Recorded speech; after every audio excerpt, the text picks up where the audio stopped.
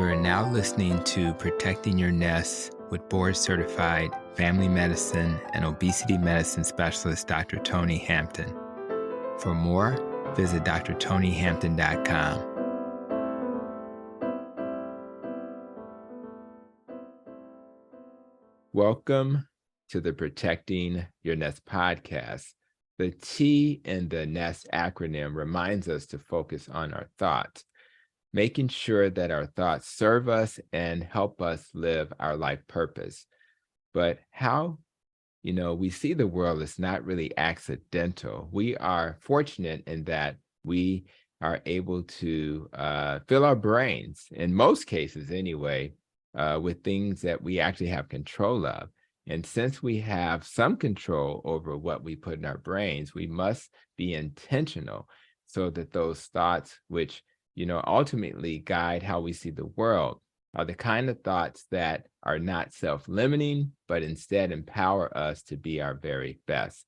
Our thoughts are guided by what we see, what we hear, read, and the people we surround ourselves with. So to make sure you're hanging out with the right people to help you focus on the right kinds of thoughts, I wanted to have a conversation with someone whose life purpose is to help as many people as possible understand that they have the capacity to achieve anything they choose to and live the life they've always wanted to. Today's guest is Tracey McBeath. Tracy is she's a health and healing coach who lives in Melbourne, Australia. She is a wife and the mom of 5 kids. And it's really amazing that she has such a lovely family. I have 2 kids, and I'm a little jealous, Tracy. After completing a bachelor's of arts degree, majoring in teaching, she worked in human resources until she had her first of 5 kids. And around the age of 30 or so, she was ready to do a career change. She became a personal trainer. And then a few years later, she moved into health coaching. This is where her passion lies and where she's decided to focus her attention. She's the founder of the Low Carb Lifestyle Hub and co-administrator of the Low Carb Melbourne, and also a founder as well with that organization. Tracy, I really appreciate you for coming to the podcast, and I'm looking forward to our conversation. So welcome to the Protecting Your Nest podcast. Well, thank you so much, Tony. It is such an honor to be here. I know we first connected when I interviewed you for the Men's Health Matters series late last year. It was one of my most favorite conversations of all of them. You shared some stuff with me that actually really changed. It added a beautiful puzzle piece to what I was looking for, to how I kind of got my message out there. Of course, that was after the book was published, but it's allowed me to just streamline the way I show people what's possible. So I'm very grateful for you, Tony, and super excited to be here. Well, thank you. And, we're always learning. And one of the gifts of doing a podcast is that you're learning from others. And it's, people think, well, we're just teaching the audience. No, we are in the audience as well. So I appreciate you. And we'll talk about your book in a little bit, but me and my wife are really enjoying your book because it's really given us some time to reflect and think of the things that we can do to be a better couple and, of course, to be better people. So it's really a great tool for that, and we'll touch on that in a moment. But let's start with my jealousy, which is those beautiful kids and having a big crew, a little sports team. And I really think that's awesome. So, you got 5 kids, you're married, and you're like organizing summits like the one you just described. You're an author, so you have to do podcasts to talk about the book. You do your own thing with podcasting. You're a coach. I mean, my goodness. So talk a little bit about the magic of how you're balancing all of that. I really want to make sure we learn a lesson there.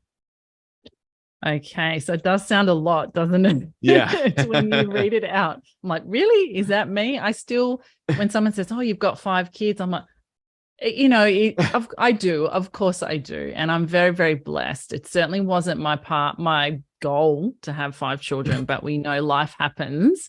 That's right. And, you know, my first marriage didn't work out. I had 3 beautiful kids, but I managed to find the man of my dreams, and we're happily married. We have then 2 children, 2 little boys. So there was a little path to that, but I wouldn't change a thing, obviously. I think, you know, one of the things I do talk about in the book that has profoundly changed my life is really understanding what is it that drives how we feel in each day. And, you know, we can totally see that our mind can be really helpful, or it can really hurt, in that it can trip us up a lot. And feelings like overwhelm and stress, we know, are particularly damaging to our health. But a lot of that is created when we focus on so much that's actually out of the present moment that we're in.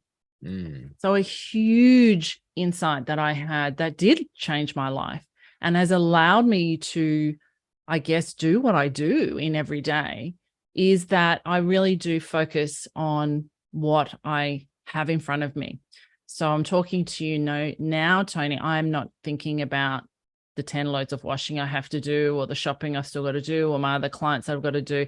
You know, there's always things that our mind will want to try and throw up to focus on, because its job is to navigate things, right? Is there a stress here? Is there something for you to see? Is there a threat here? We actually can learn to really totally step back from all of that and just really put our focus on today. My daughter might walk, I've got a 19-year-old daughter. She might walk through the door after work today and say, Mom, I've broken up with my boyfriend. My life's over. You know, like you have to be able to shift and navigate to what's important. And I think often we lose sight of what's important, not because we mean to, but because our mind's constantly filling us our head with stories and constantly trying to take us out of where we are. And that becomes a habit. And that becomes something that is really hard to see until we slow down and stop and look at it. So I just want to also add on that, I'm far from perfect. You know, I think perfection is something that gets people, it trips people up too, because we've been so conditioned in a lot of ways to do the things we do perfectly. Otherwise, you know, it risks, you know, how people feel about us. And, you know, there's often a lot of deep beliefs around, you know, if I don't do it perfect, you know, someone might criticize me, I won't be loved, you know, and there's a deep fear of being rejected. I had a lot of that as a little girl that I carried with me, and I didn't know. Now, when I started to become aware of it and to look at it and to notice it and see I didn't have to grab onto that, I could let that go. Again, it just freed me up to do it as I sort of do it in the moment. And that was the best I can do it. And there's no other bar I need to, you know, to put myself up against. So the little things like that just totally create the space for you to do what you need to do. I do believe having a metabolically well mind and body is a massive component of that. Yeah, it's critical. I had a conversation recently with my wife about this topic. It was framed around, aren't you worried about blah, blah, blah? And I didn't realize it at the time, but as I listened to you, I think I naturally was able to kind of cut off other things when I'm doing one particular thing. It just was part of who I am. I'm sure people can learn how to do that with coaching, which is part of what you do. But being present, even with the podcast, there's a need to kind of know what the next question is and things like that. But I'm really always trying to be present in the question we're talking about, and not be distracted by technology and all the things you have to think about. And I think it's just a nice way to exist. And I think the other thing I've had to do is be organized enough so that when I'm done with that task, when I need another task to do, that I have a way to organize that, because sometimes you're so focused you don't think about the rest at all. So I think I love what you're saying, and I think that it's a great way to start this conversation. It's like, there's a way to navigate life and not be overwhelmed, and just kind of focusing on what's in front of you is really important. So what's really fun about what you said about if you're metabolically healthy, we kind of both understand the value of that, and we chose the low carb path, and other people have other ways to get there. So low carb is what connects us. So let's share with the folks who are checking out this episode, your story that got you to low carb, and or is there a problem you were trying to solve that led you to low carb? Absolutely, there was. So at 40, I was diagnosed as fatty liver, which we now know it is pre-diabetes, and my HbA1c was getting up towards, definitely middle of the road. Diabetes is in my family. I was also quite overweight at 40. I'd had 4 children by then. I was trying to do still my personal training, but I was really overweight and tired all the time. Didn't feel, I didn't feel good. I certainly didn't feel like I had, or I wasn't content. I certainly didn't find joy in my day. I was happily married. Nothing really has changed. I just was lost on the inside. And actually the diagnosis was my wake-up call. I'll be forever grateful for that, and be forever grateful that I actually managed to find one of the early low-carb doctors in the space here in Melbourne who was able to guide me to challenge what I believed about, health. Because obviously as a personal trainer, I was giving people the wrong advice unknowingly. I didn't know. And it's probably it's probably why I'm so passionate, I guess, about sharing the truth. But that was, a pivotal moment in my life. It terrified me. I did have 4 children. I didn't really want to see, I could see the path ahead based on my family and where I could go. And then I just had to challenge. I had to undo a lot. It was the start. The diet was the start. And my diet over 10, so I'm nearly 50 now. My diet has changed phenomenally over that 10 years. As I've learned, as I've uncovered a lot of layers, as I've become more courageous to challenge my beliefs and different things, it's all evolved. And obviously with my clients, we learn from everybody we're exposed to. And the beauty of being present with anyone we're with is that we will see different things, and we will have a great connection that can only enrich our life. So that was all okay. So it really, once I got the information and I tried to change my diet, I look back now and see I struggled with a sugar addiction, and I was probably an alcoholic. I drank way too much.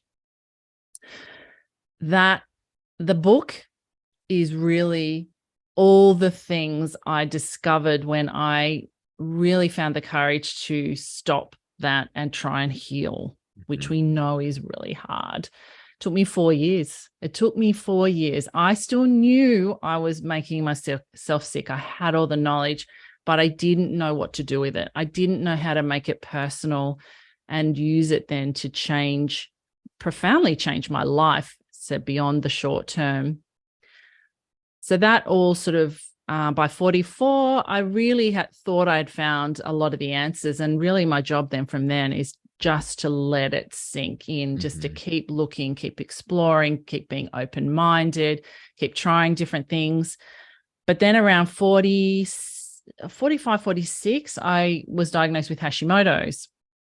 And that was another pivotal point that I'm very grateful for, because what it did was it took my diet then to more carnivore. I was already exploring all that with my clients and, watching people like Sean Baker and, the people that I sort of saw early in the space. So I was really curious when I first got over my whole, what? You're kidding. You can't just eat meat. Wow, that what our mind does, right? We have a belief. It doesn't want us to change it. So we'll try and sabotage it in any way it can. So once I'd moved past that, I got the diagnosis. I had the knowledge. I basically went carnivore the next day, and I've stayed that's just how I feel my best, Yeah. eating that way. But you know what else it did, which I think has really taken everything in my life to an even more amazing level, was that it made me look at codependency. That was, we know people who I grew up in a family where my brother was a gambling addict. My grandfather was an alcoholic. There's a lot of addictive patterns, or just patterns, coping patterns, that were then instilled in my family when I grew up. And we innocently then grow up thinking, well, I did, that my well-being was dependent on the mood of my mum or how others felt about me. So I spent so much of my life trying to be a people pleaser, trying to control other people so I could be safe. No idea of any of this until the light was shone on that for me. And oh, it was so hard to look, because we have a huge fear of being, having to do more work, or being less perfect, or what's going to come up, all these unknowns. But I did, and I really think that's just, it has changed my life. So it started with the food, but when we start to get curious in one area, we can't help but get curious in others. So we start where we start, but who knows where we end up. Yeah. You know, challenging our beliefs is very difficult. Most of us who ended up in this whole lifestyle, let's improve our life space, is because we were comfortable challenging our beliefs. So I do want to do an apology for both of us, to all those we touched before we learned about this approach, which is more related to reducing carbs. And some people may have done okay. I was a vegetarian for a long time, and some people do okay with that if they supplement properly. But I just wasn't taking people off medicine. People weren't really having the kind of impact I see now, kidney function improving, et cetera. So we do apologize that we had not been challenged sooner, but that's why we're so passionate about making sure people hear this message. Alcohol has been an issue in my family. I mean, multiple people struggle with it, still struggle with it. That is very difficult to give up when it's like the thing you do at the end of the day to chill, right? So I just think for anybody hearing, Tracy today, understand that the struggle is real, as they would say. So it's normal, even for those people you think are high performers out here teaching. No, we've been through some struggle, and some of us have struggled with alcohol. And if you're also wondering, why has so many of Dr. Hampton's guests mentioned the word carnivore, right? Why is Dr. Hampton more carnivore? It's an individual thing, but for Tracy and for me, for different reasons, we just feel our best that way. And we have enough information to feel comfortable with that decision. That's not the decision you need to make, but it is a decision that you need to vet, because if you feel better with a certain dietary pattern, you may want to consider that your dietary pattern. So thank you so much for that. But it's more to this conversation than just diet. And I know that I do things like exercise, and I was sharing with you, I got a massage before our recording. I make sure I get my sleep, and other factors. So we know that low carb and dietary approaches really make a big impact, but where does that fit compared to other lifestyle changes you've made over the last few years? It's a big question, because there is definitely a lot of puzzle pieces, as I like to say, that we need to kind of work out where they fit for us. Just because it's worked for somebody else doesn't necessarily mean it's going to work for us. But I think also too, once we put the puzzle pieces into place, they're going to shift. The puzzle's not going to stay as it is solidly. So we need to be open to continuing the experiment. I think diet is foundation. I talk of diet as the foundation, and I have masterclasses that I run on the foundation pieces, and nutrition is one of them. Does that mean that we come to it first, not necessarily. Like sometimes we'll come to it through learning about how we work. The mindset stuff for me came through understanding what's known as the 3 principles, which is just an understanding of how we work, how we see the world. Because when we understand something, we again have clarity on what we can and can't control. It's very similar to Stoicism. I'm not sure if you know of the Stoics. So no surprise, because they're really just universal principles. They're universal truths of the human experience that don't change regardless of how our world changes. So obviously the modern world now is very different to when a lot of the Stoics, the Greek Stoics were around, or the Roman, awesome people that were big thinkers. However, we know we haven't changed in terms of mind and body. It's just our modern world around us has totally changed. So for me, it was the diet. Is it that for everyone? No. But things like once you start to challenge one thing and just relax what you believe, because this is what it's about. It's about one of the things I'll say to my clients when they first start with me is that your mind's going to throw up many, many reasons for you to not do it. It's just its job. It is about, we are what's called belief blind. We develop these beliefs innocently as we grow up. Unless we challenge them, they just look like concrete. And then when we hear something like, a great example is when I first heard Sean Baker on Joe Rogan podcast talking about carnivore. And my husband's like, hey, come and have a listen to this. Check this out. And I was like, oh, exactly as I said, that's ridiculous. That's ridiculous. That wasn't me. That's actually my subconscious mind trying to keep me locked into what I believe.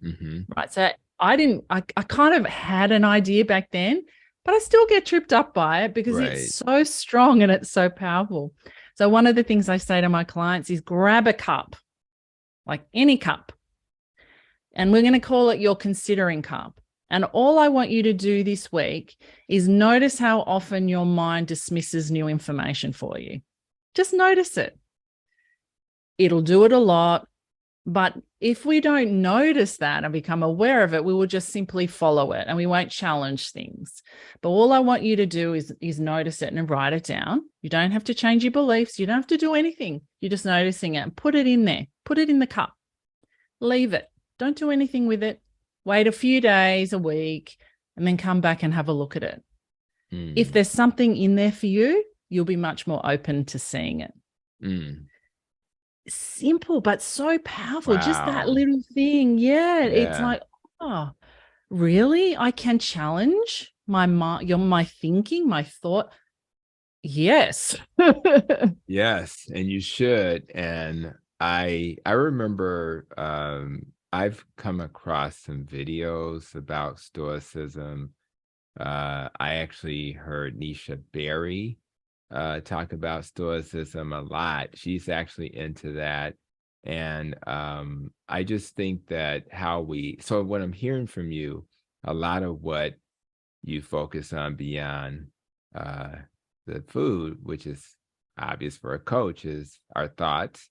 And the thoughts around Stoicism are profound and really allow you to reflect. And a lot of those principles are very simple and straightforward.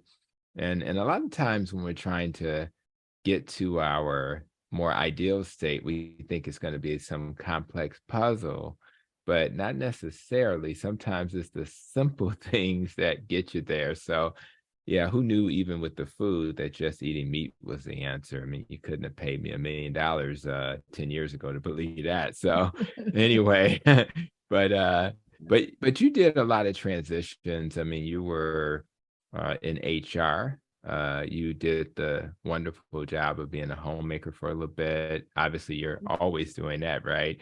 A trainer, you're coaching primarily now. So what do you think were the reasons why those transitions occurred in your life? Why were they necessary before you kind of landed in this coaching space? Great question. I think everything that happened in my life happened largely out of my control. So with me becoming, I guess I did spend 10 years at home with my children, which I absolutely think was the best thing I ever did. I think that it's another conversation, but I think women particularly have many challenges now because there's an emphasis put on having the fantastic career, fantastic body, fantastic wife, fantastic mom, not staying at home. Oh, you're just a stay-at-home mom. Like, it's really kind of in the push for us to be whole human beings. I think we will eventually rebalance, because I work with women now who have deep trauma around that, and seeing that while we can do it all, we can't do it all well. And we do need to have clarity on what matters. So when I left HR to have my husband at the time was actually a doctor, and he got a job we were living in Sydney. I grew up in Sydney, but then he got a job in Melbourne. So we packed up and moved to Melbourne. And I kind of lost contact with a lot of my connections in HR. And I found, when I was ready to go back into it, that I only wanted to go part-time. I didn't have family around me to help me look after the kids. And because it was, I studied teaching early childhood education, I know the importance of that time. And I now know with my son, who's 21, it is fleeting. Mm-hmm. As hard as it is when you're in it, and your mind will it'll feel like it's a long time. It is so fast. And I didn't want to lose that precious time. Mm-hmm.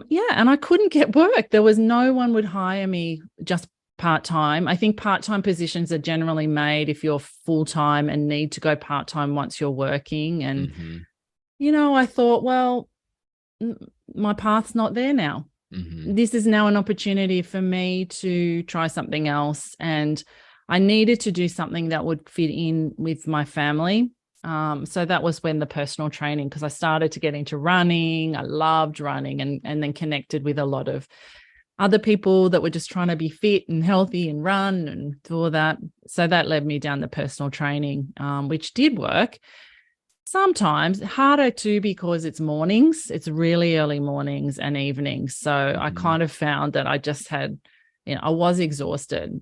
And then, I did go through a divorce once. Yeah, lots of things came into it. But I think for me, because I had this profound change with diet, and because we're told fundamentally the wrong thing, I mean, really, in 10 years, it's changed a little bit at the grassroots level, because there's people like you and a lot of other people like you now speaking out and showing people more options. But you step outside that space, it's still ingrained so much that, low fat, high grain, yes. So I saw that I had to share with people what I knew, and give people access to more information than they already had. But that's a massive barrier, isn't it? Just people don't have access to all the information they need to make their own choices. And if they go to a standard, practitioner, they're not going to give them that. They're just going to say, hey, take this pill and don't change anything, you'll be fine. Well, we know that's not giving people the right information to change their life. So that did, because it affected me so profoundly, I wanted to go down that path. But just can I say, because I actually I mentor coaches in the Nutrition Network, and I have my own group of coaches that I mentor. And I think just because we've had a profound change ourselves, it doesn't make us a coach. I think there's a lot of people out there wanting to get into coaching, which I think is fabulous, but you do need to learn how to be a coach. It's not, it's in us, we can learn it, but it's not about just telling people what to do. You mentioned before something you said that made me think about how, most of my clients now, in fact, I would say 100% of my clients, they know. They've listened to the podcasts like yours.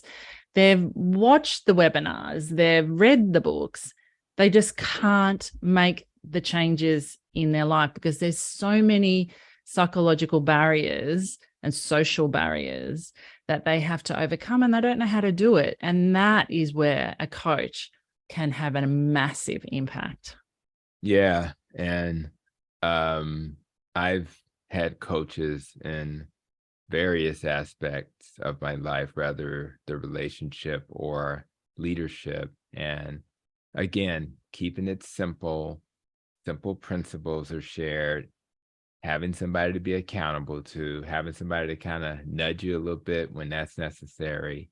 That's what's so cool about it. And then I think about what the typical woman does, right? What do they do? Well, I remember, and my kids are adults now, but I remember one day, and my kids can cook. I mean, they're like, Dad, you just follow a recipe. I'm like, pretty much. So anybody can cook if you just, I mean, you gotta put a little love in it and play with it, maybe add your own touch. But one day she came home. I don't think I was home yet, but they have been home all day. They can cook, they're adults, and she then has to prepare a meal for them, right? And it just seems kind of, and I think and then we had a conversation about how crazy that really was. Like, they're home all day playing video games or whatever they were doing. So I just think that we take what a woman does for granted.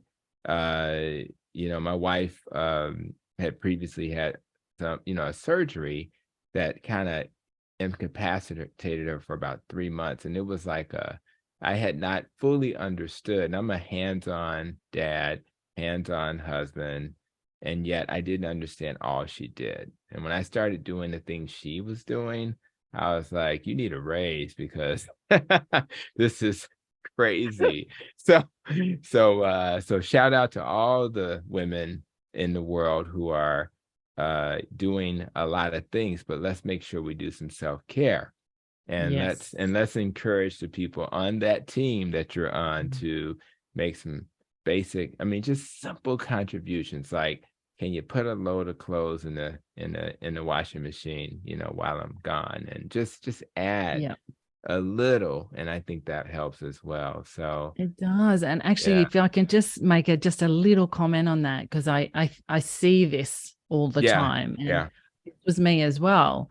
I think in some ways too, we do make a rod for our own back because we are wanting to play. Well, for me, see, it comes down to this people pleasing too, and wanting to be the right mom and the right wife and the good this and the good that.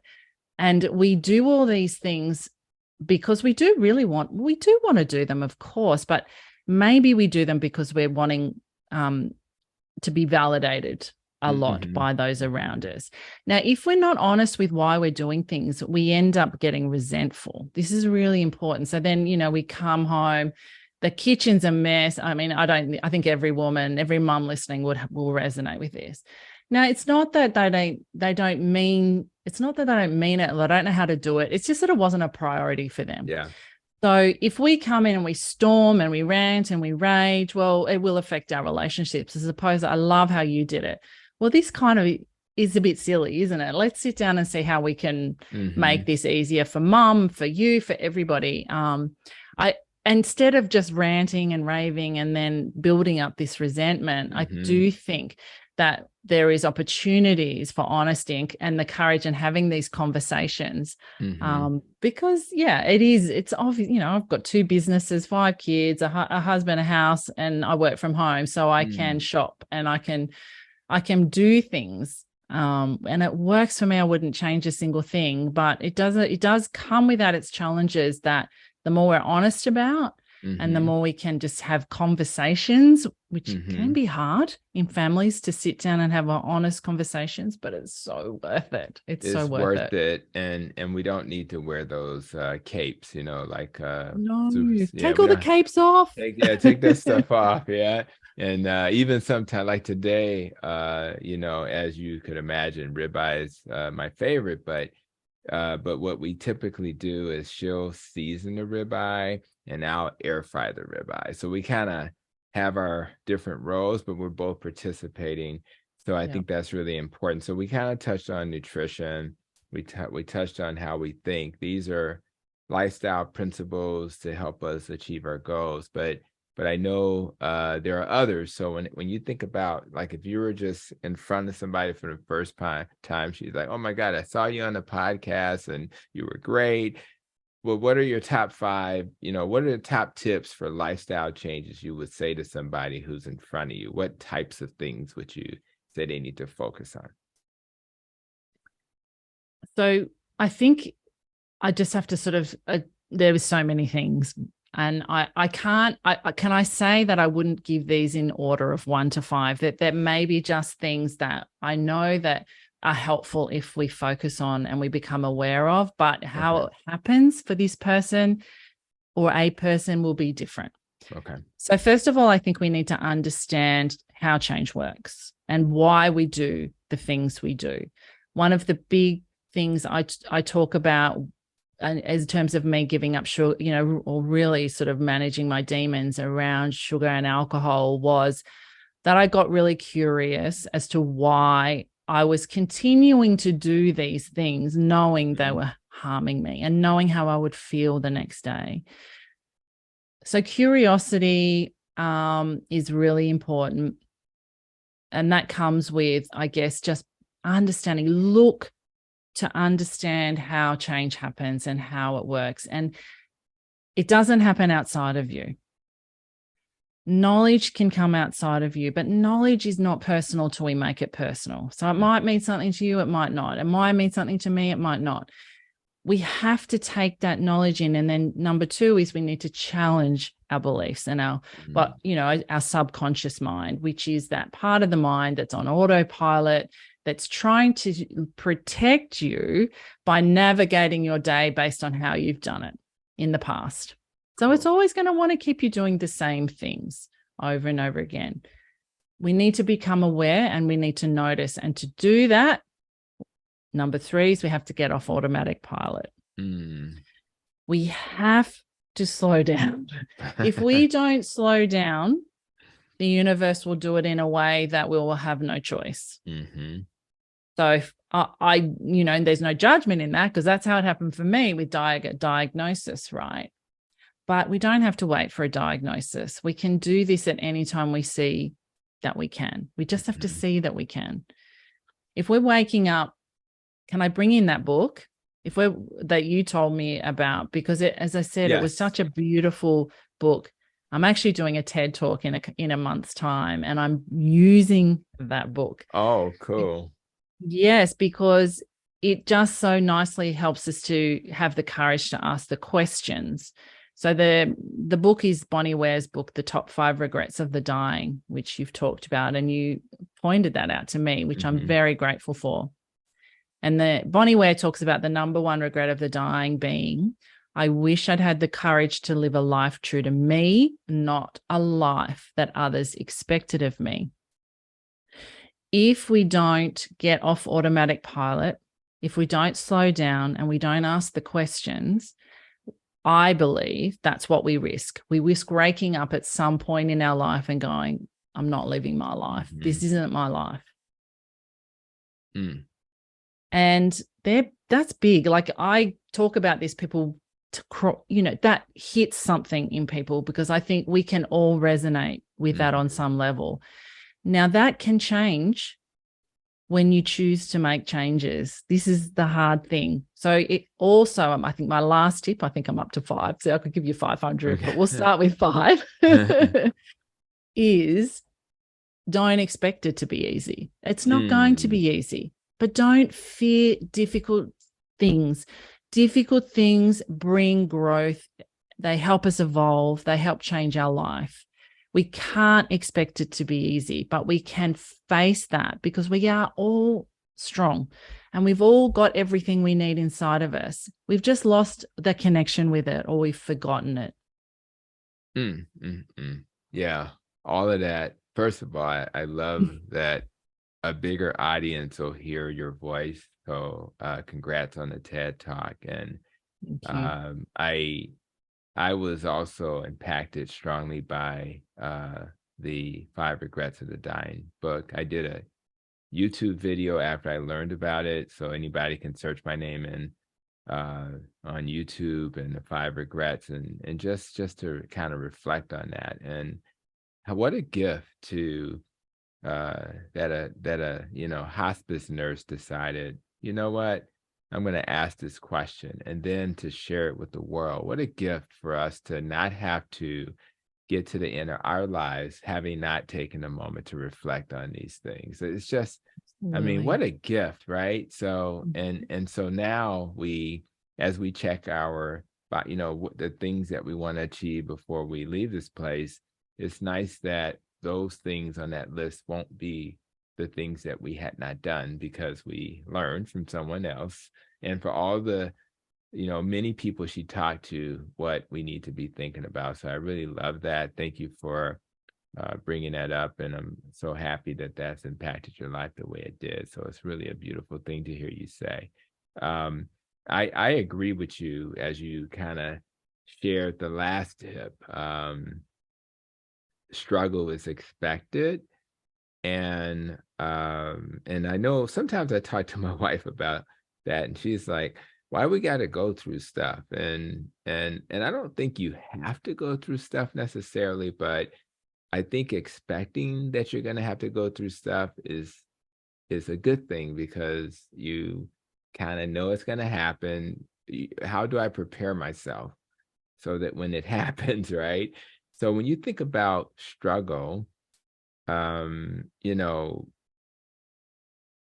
much of that do you think is necessary? This is what my wife would ask. Is it necessary to struggle to have the kind of change you want, or is it just being aware that it's going to be there? What's your thoughts on that?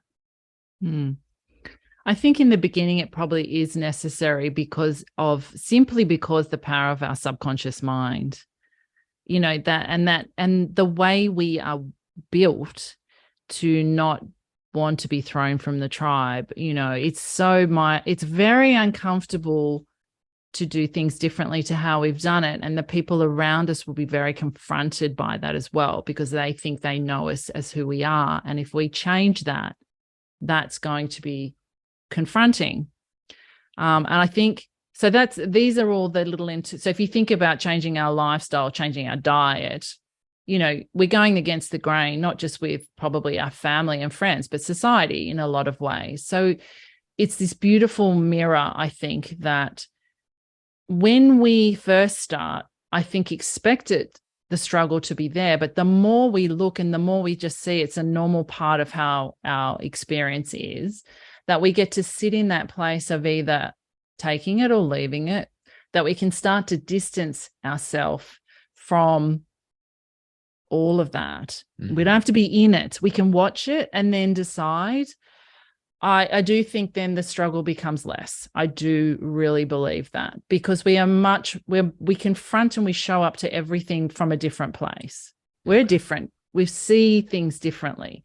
And part of the work is becoming aware of why we're doing things, what's behind that, and then choosing to align much more with where we want to go, which to me, I bring in values, our heart of how we want to treat ourselves and the world or others around us. That comes from things like,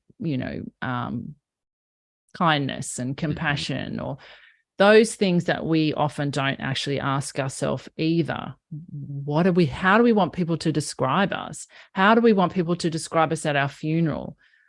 Asking those questions, so then we can say, okay, well, is that the reality of what people are seeing now? And having the courage to say, well, maybe it's not. And that's maybe why I feel so discontented inside. That was definitely me. Mm-hmm.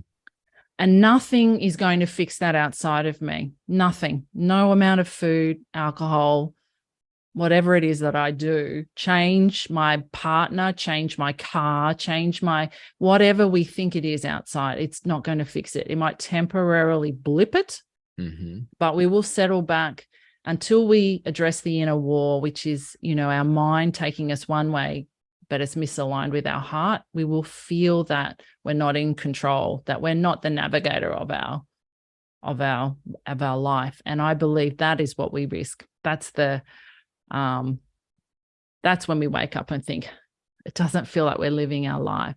So yeah, it gets easier. It gets easier. But I just honestly see well, maybe I'm wrong, but I think in the beginning, at least if we expect it, because then when it does show up, exactly as you say, we're prepared. Like sugar addiction, for example, we don't often realize how addicted we are until we try and give it up. Our mind's not going to say straight away, oh, okay, great. Right. You've decided to throw it out. I'm going to be happily going along with that. No, it's going to send cravings and strong feelings for you to go back and do your habit.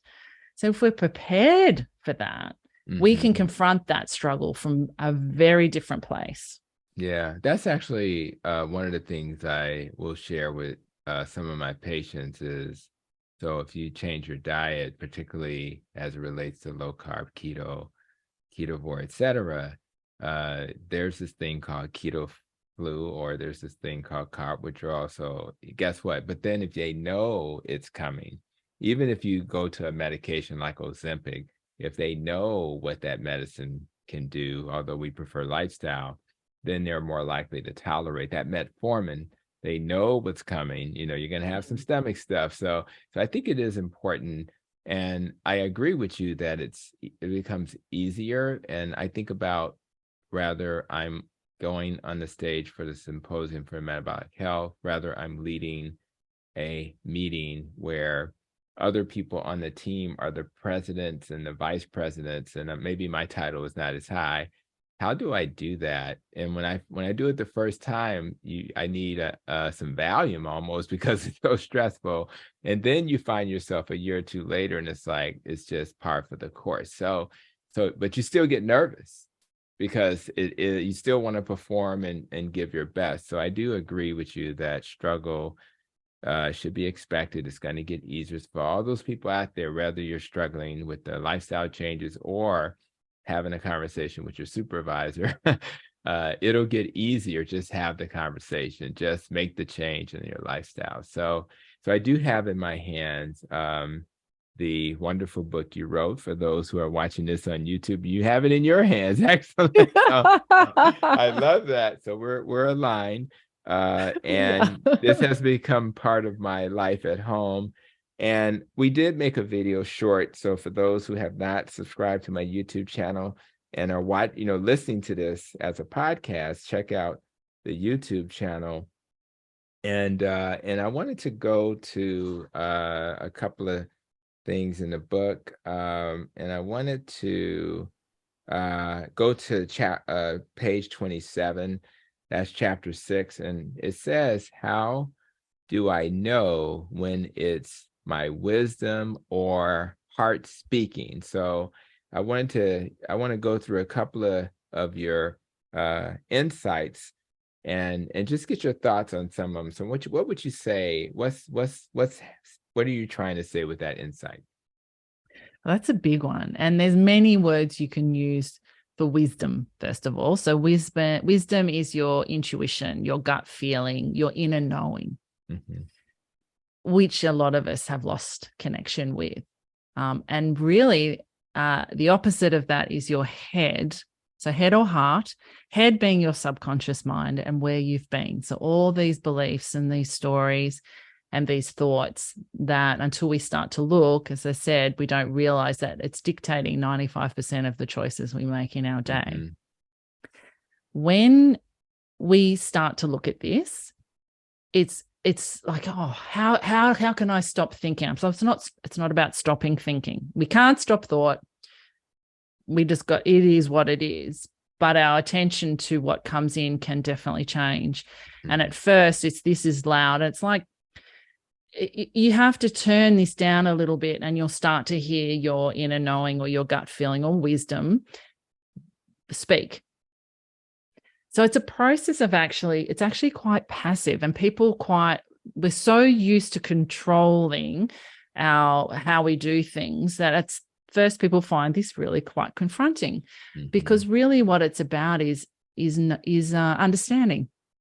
And it's about knowing that it's possible, that we all have, every one of us have access to an inner knowing when we step away from the busyness of our mind and all of those habitual thoughts and all the reactive patterns that we have in our life, that gets quieter. And what gets louder is this connection to heart. I call it heart, but value, I mean, it could be anything. Values, inner knowing, gut feeling. Yeah. So, but most people don't know it exists, but we do. When I point people to this, I'll say, think of a time where you did something in your life and you just knew it was the right thing to do. You didn't have all the evidence. You didn't have all the intellectual thought about it.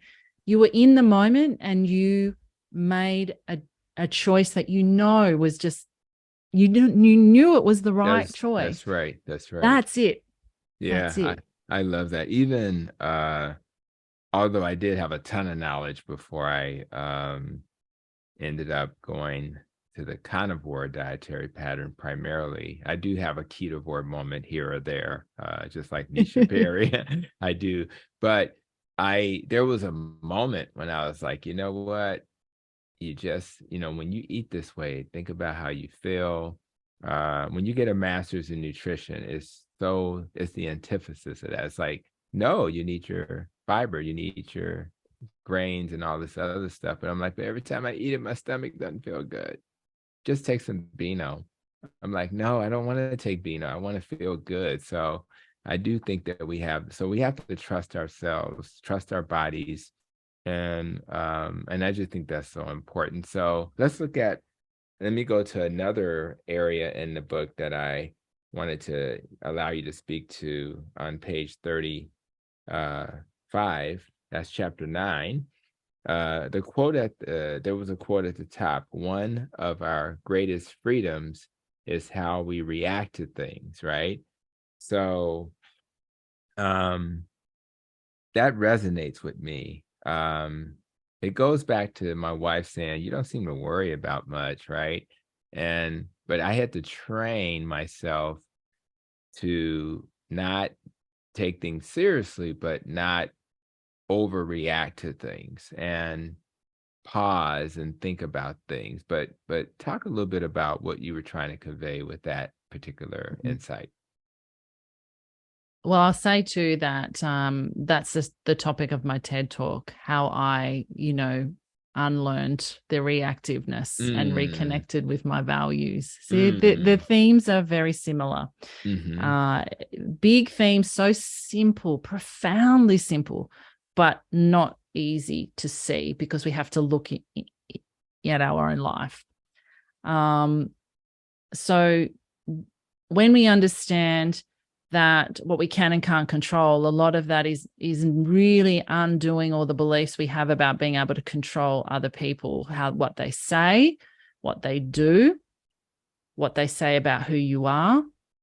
None of that you can control. If you turn up to a function and you decide to eat meat and everyone's eating birthday cake, you can't control what others are going to, say to you, how they'll judge you, what they'll think of you. You can only control how you react to that. So I'll give you an example on that because my daughter, who's 19, has been helping me learn my talk. We have to learn them off by heart, which is a big challenge for a 15-minute talk. So she does acting. She's got a lot of techniques. So she's been really interested in what I'm saying. She came out of her room the other day and she said, Mom, I've been thinking about your talk because I was getting so annoyed with my daughter has ADHD, so keeping her room tidy is actually quite a challenge. And I was so glad to understand that wasn't anything to do with her worth as a human being. It was just simply how her mind worked. So she said, I noticed that I was getting so frustrated. My room's so messy, I can't find anything. And I wanted to ring my boyfriend because I wanted to ring Sean and just tell him off for something. But she said, then I remembered what you were saying about how the way we react is actually a reflection of our inner state of mind.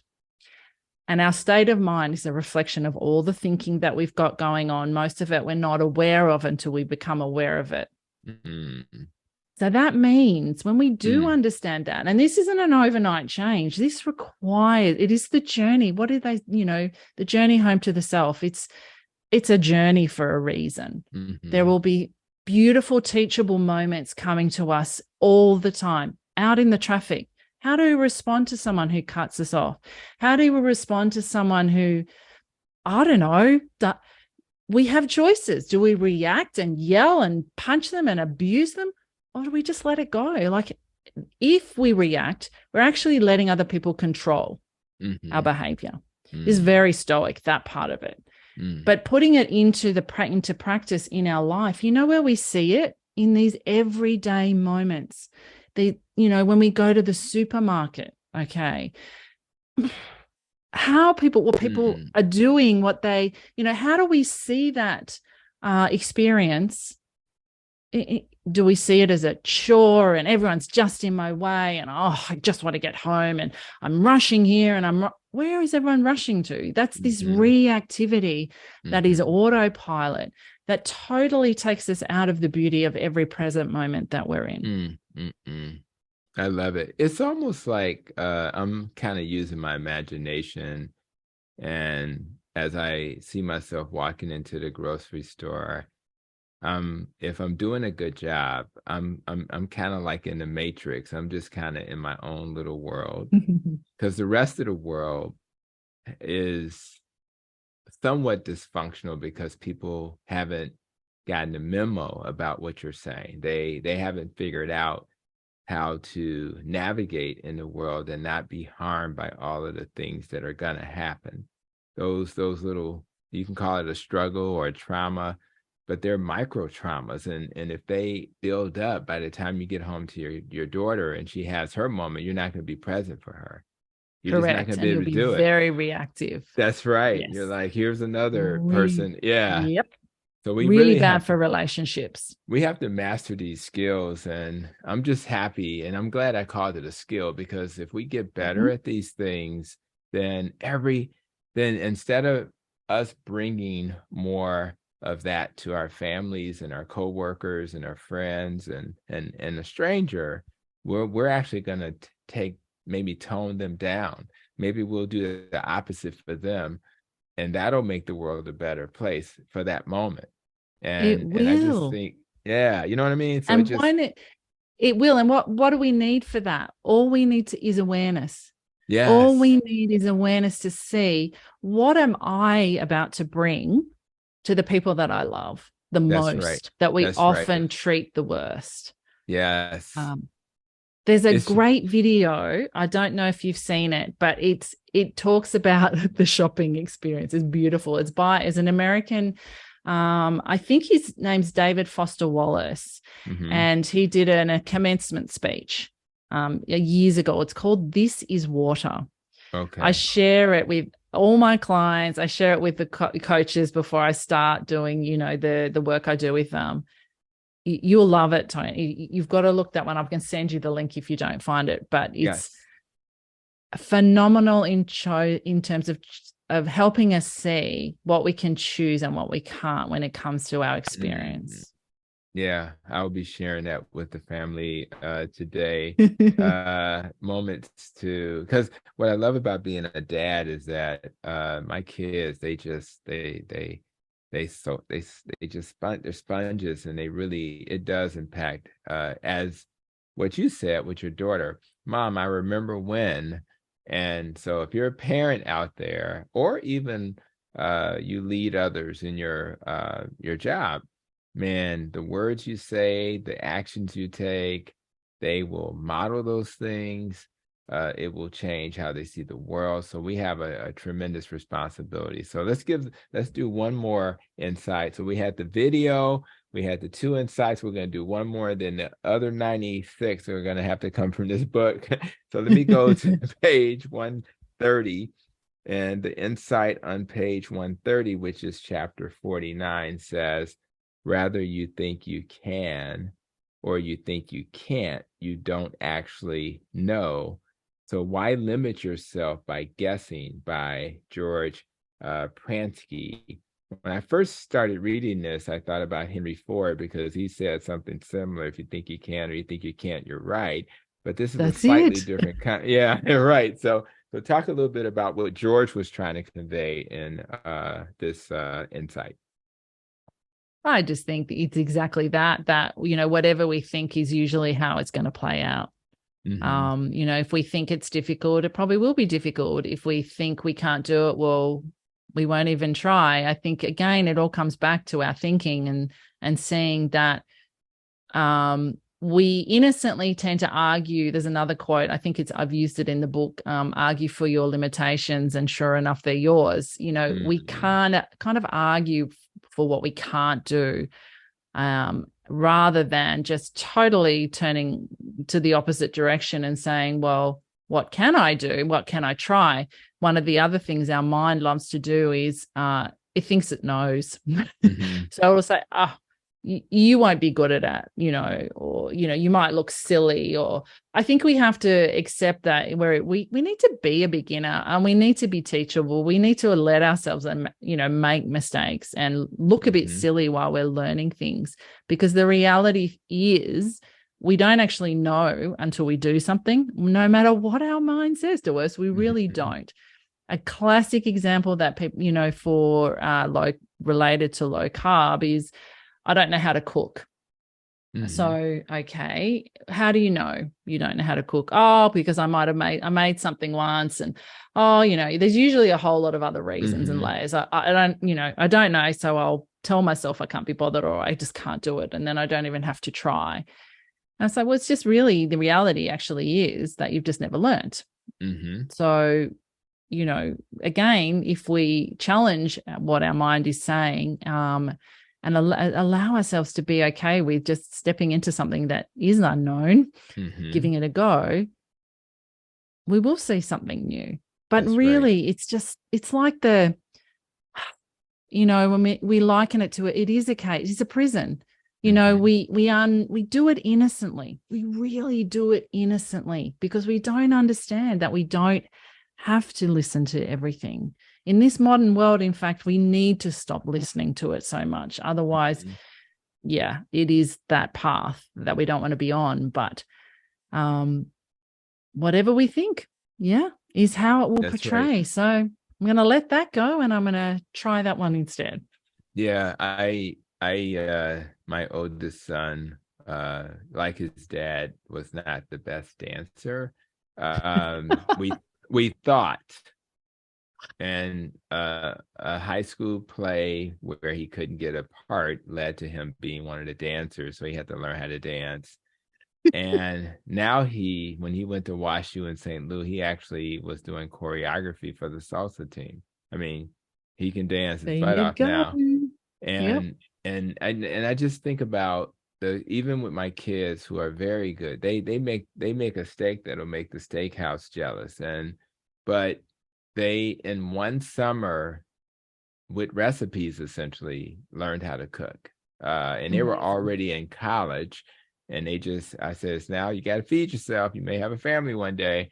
And they figured it out. So I agree with you. There's some things that, Michael Jordan is Michael Jordan. And some people will have a gift, right? But even Michael Jordan had to earn that gift.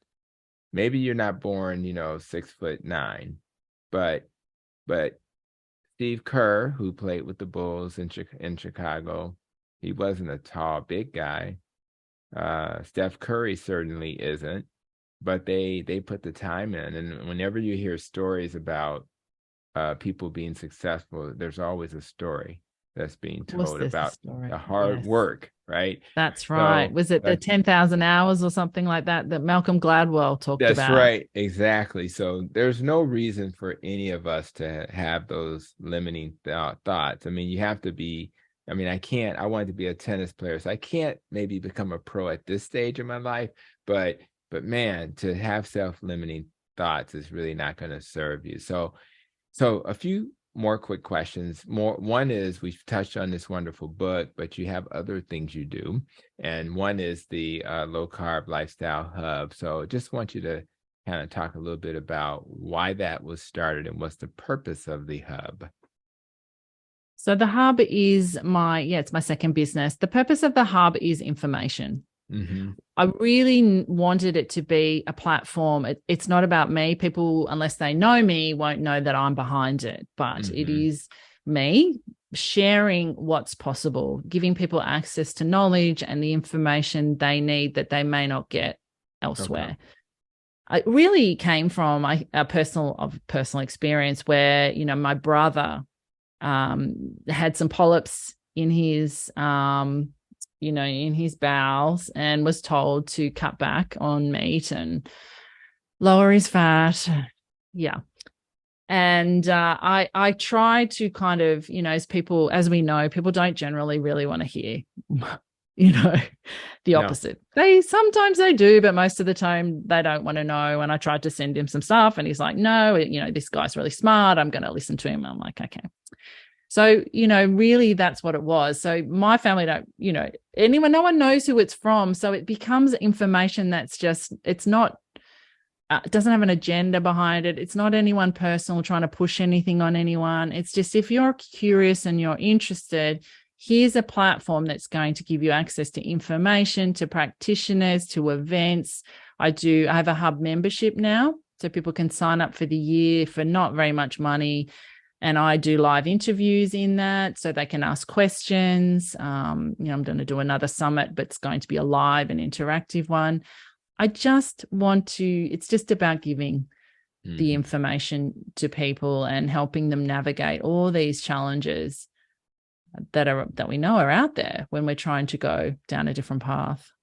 Yeah. And I think for so many people who come to a podcast for information, it's nice to know that there are other places to get information.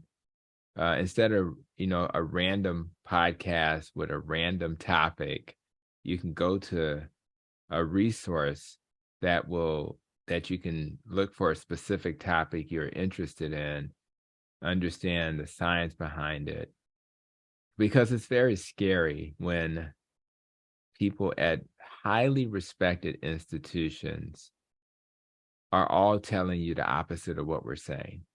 And it's so what do? You're out here, you're trying to figure this out, and it's a very difficult place to be. Now, the good news is a lot of the larger organizations have endorsed low carb.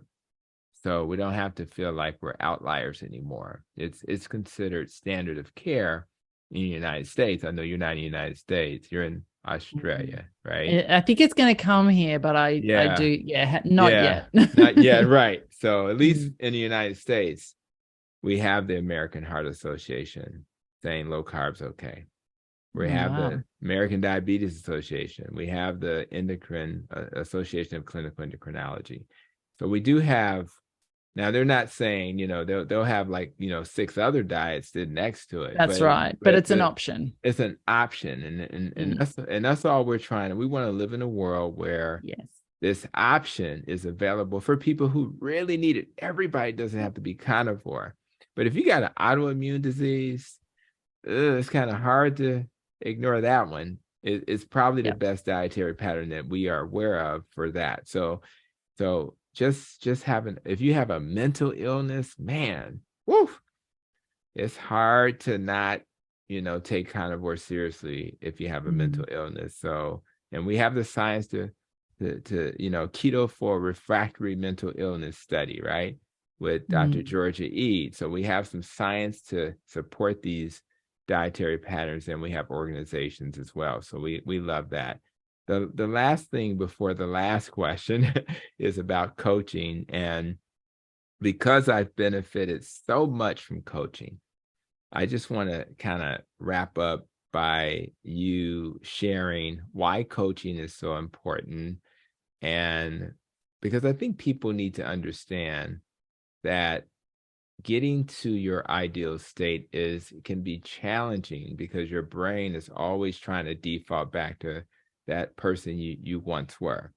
Yes. But man, if you got a good coach with you, I mean, I don't know. Like, I mean, if you got somebody that's, you know, let me say this real quick. I'm a basketball fan. So although my Chicago Bulls are not in the playoffs right now, the Miami Heat have Jimmy Butler, who is my favorite player. Once played for Chicago, but they were too crazy to keep him. So it is what it is.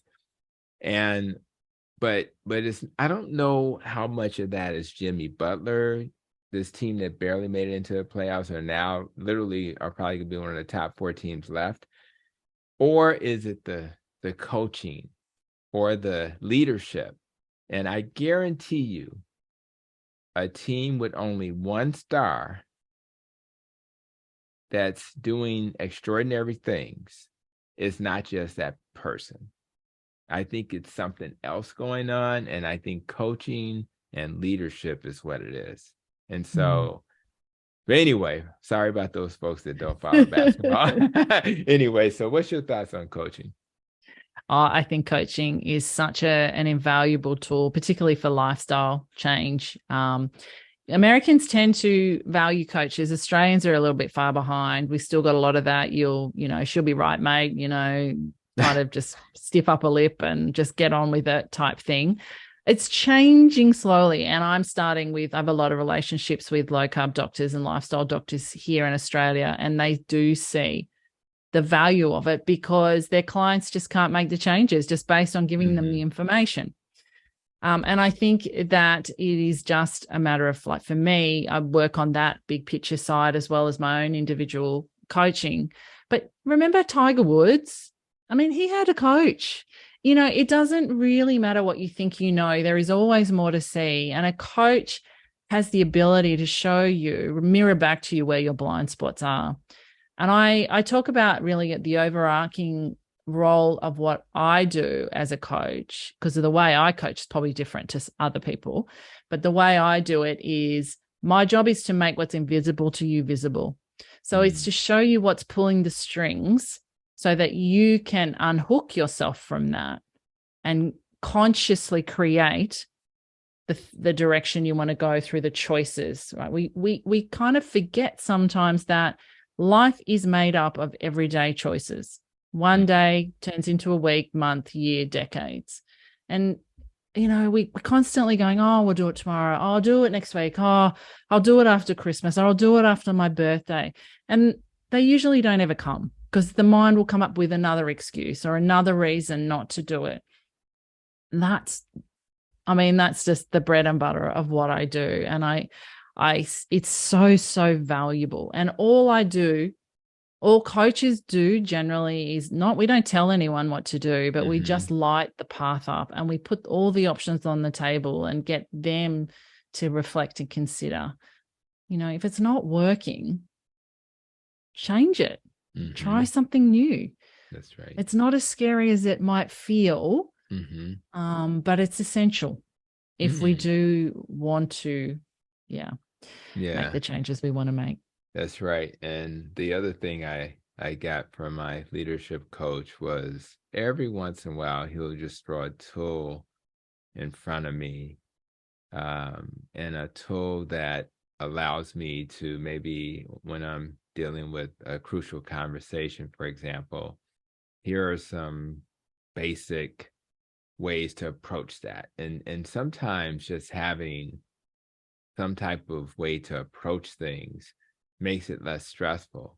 And you're in your brain, you're just kind of ready to face no matter what the conversation, kind of what direction it goes in, you're just ready to face it. So again, just very happy to encourage everybody who has access to that to take advantage of it. So when it comes to you protecting your nest, because your nest is full at home, but we got to make sure you're okay personally, so you can, no matter how much hovering over the nest at home you do as a mom, we need to make sure your wings are working and the body is good, you got your energy right.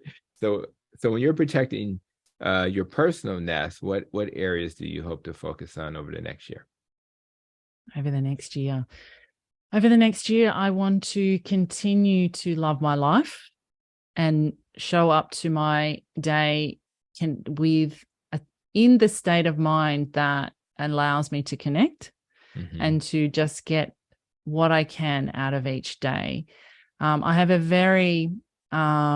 beautiful routine in the mornings that has only been in the last 12 months that I've done. I used to think I wasn't a morning person because I did have 20 years of getting up to kids, and, you know, it kind of does take the sleep stuff out for a bit.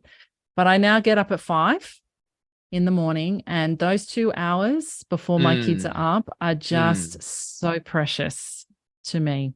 That's what I do as well. I love it. And I read, I reflect. I actually, with my group, they hear a morning reflection every morning. So I have a WhatsApp group for my clients and my group members, and I will write something. I love it. An insight, something that helps them become more conscious in their day. I will have an ice bath outside. I do that now. It is amazing how something so small can help you to see that you can do hard things. You can challenge yourself. That's all part of it. I've got all that done before my children are up. So once they're up, I'm ready to, you know, be with them, greet them, get them breakfast, engage in them, get them off to school or wherever they're going.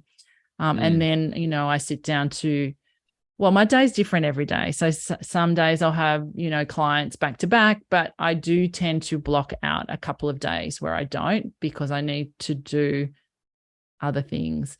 But I think it's just this awareness again of what we can control and what we can't. And you've talked about worry a couple of times, and I can add an insight around worry because I've uncleaved myself of worry. I've got a son at the moment. My 21-year-old's traveling. He's in Turkey. He's traveling around the world, right?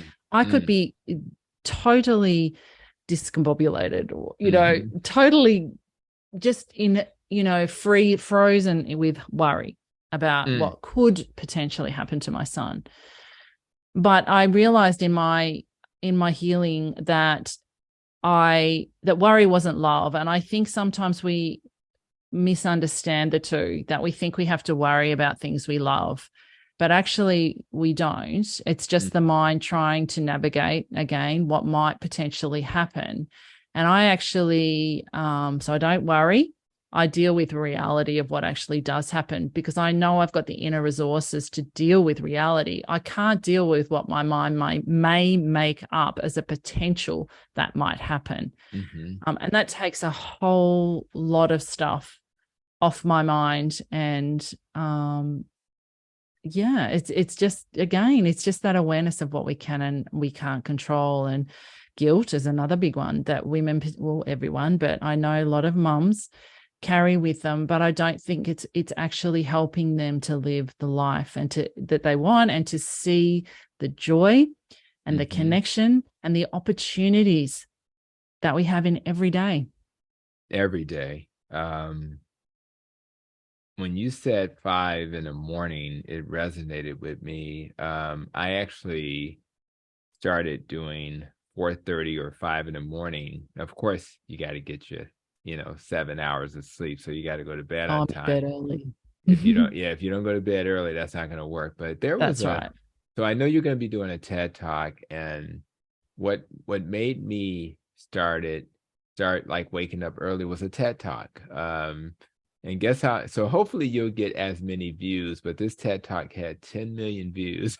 Oh, you never I'll be know. happy with a few thousand. I know, that's right. So we'll see how that pans out. But it was called, and we'll have a link in a video notes and the podcast notes, How Waking Up Every Day at 4:30 Can Change Your Life, by Felipe Castro. So I'd love to watch that. Yeah, you should check that out. It's very much a game changer. And as you have learned, and I've learned, when I wrote my book, Fix Your Diet, Fix Your Diabetes, it was really waking up early and just dedicating like literally a half hour every morning. I had other stuff to do as well, but it was just that quiet time. It's something about that time when you're fresh, and when I'm in the shower, I'm thinking about stuff. And by the time I get in front of that computer, I'm just like ready to go. And then 30 minutes later, I don't want to write nothing else after 30 minutes, but at least I just think that's awesome. So thank you so much for that tip.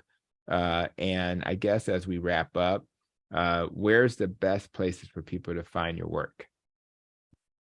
The best place would be my website, which hopefully you'll have below, but it's just Tracey McBeath, oneword.com.au. I am in Australia, so there is an AU. From there, you'll be able to find the hub, all my social media. I share a lot of, there's so much free information. I just, if I could do what I do without having to make money to buy steaks, I would do it. But unfortunately, I need to feed my children. That's right. Myself meat. Yes. Yes. Yeah. So obviously, I need to make an income, but there is a lot of information and that you wouldn't even have to pay a cent for that. I mean, my book is not much at all. And what if it showed you something that could change your life and change the direction of it? So yes, my website, I'm very prominent on Facebook and Instagram. I post daily, or I've got someone helping me do that now, which is freed up a little bit of my time, but I do love connection and interaction. To me, it's everything. And finding your tribe or a group of people that you don't have to explain yourself to, that you can just sort of connect with. That's why I love the low carb space. I can't wait. I'm coming to low carb San Diego in August. And Good. Are you going to be there? I'll be there. Yes. Oh my gosh. Yes. I can't wait. Just face real human. I know.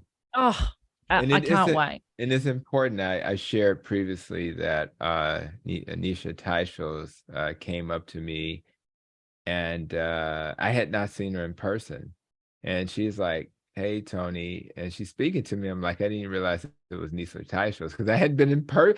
So we need to get in front of each other. Thank God the pandemic has settled down. And just be with this great community. I'm sure that's partly how you found me. And we're just out here just holding on each other, supporting each other, and just trying to share our version of how you can heal. So thank you so much, Tracy, for just giving me this wonderful conversation. I knew it was going to be everything it's become. And just looking forward to working with you as we continue to inspire other people. So thank you so much. Oh, thank you. Thank you. Right back to you. Thank you so much for the opportunity. Absolutely. And as we thank Tracy for her insights and all these gifts that she's bringing to the low carb community and beyond, I will say out loud that I've personally grown as a dad, a husband, a physician, a leader, and all of that is primarily, I think, because I've had some coaching, a coach by my side. So I think it's really important that everybody who's checking out this episode, whether it's through Tracy's resources or others, get yourself a coach because many people will be supported and inspired by that. And I'm just really happy that Tracy's out there inspiring us, helping us to live our very best with the resources she has. And so for those who enjoyed today's episode, maybe her book would be a great gift. Her book you have today for yourself or for somebody that you love. A very easy, readable book written in her word, and I can hear her voice as I read it. And I think you'll really get a kick out of that. So it just allows for me and my wife to reflect on some of the thoughts we have and just, have a conversation as a couple about it. So I'm really enjoying it. So at least for 100 days, I will be reading at least one insight. And I think it's also a great resource to reflect back to beyond 100 days. So we know how we think is important. It's important in helping us do the things we need to do to be healthy. And of course, it helps us to heal both mentally, physically, and spiritually. So let's be sure to utilize the resources that are out there for you. And for those who are checking out this episode, I want to thank you again for giving us that much of your time. That's a lot of time you've dedicated if you've come to this part of the podcast. And I really want to thank you for that. And until we do this again, continue to be safe, be well, and continue to protect your nest. You've been listening to Protecting Your Nest with Dr. Tony Hampton. For more, visit drtonyhampton.com.